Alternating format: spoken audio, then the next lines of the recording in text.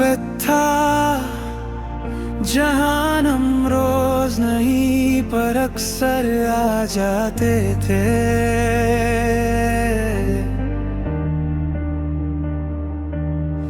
दो परिंदे थे हम पर बैठते वक्त कभी ये नहीं पूछा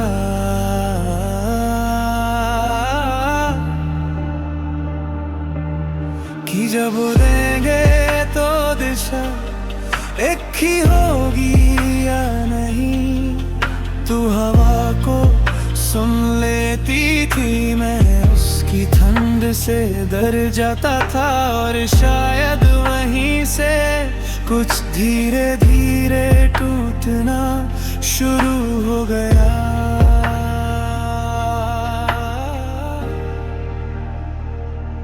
तू कहती थी आसमां बुला रहा है, मैं कहता था थोड़ी देर और। तू ऊपर देख के मुस्कुरा देती, मैं नीचे देख के चुप हो जाता। हम दोनों एक ही पेड़ पर थे पर नजर अलग जगाती की थी। तेरे पंख रोज नए लगते गए, मेरे पंख बस उठते रहे। शोर नहीं हुआ ना ही कोई लड़ाई, बस बातें कम होती गई और खामोशी आदत बन गई। हम परिंदे थे पर आसमां अलग अलग थे। तू दूर जाके भी हल्का थी, मैं पास रह के भी बोझल सा। हम परिंदे थे पर कहानी एक नहीं थी, तेरी उड़ान आगे बढ़ गई और मेरी याद यहीं रह गई।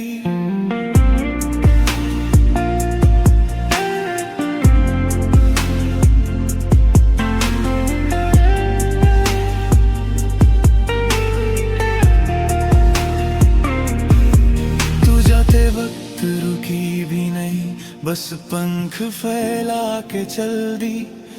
मैं देखता रहा जैसे पेड़ भी कुछ कहना चाह रहा हो पर बोल ना पाया हो।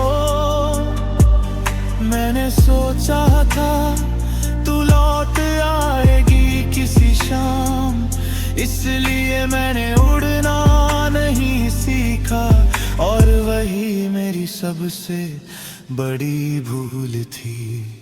शायद प्यार का मतलब साथ रहना नहीं होता, कभी कभी किसी को जाने देना ही सबसे ज्यादा अपना होता। हम परिंदे थे पर आसमां अलग अलग थे।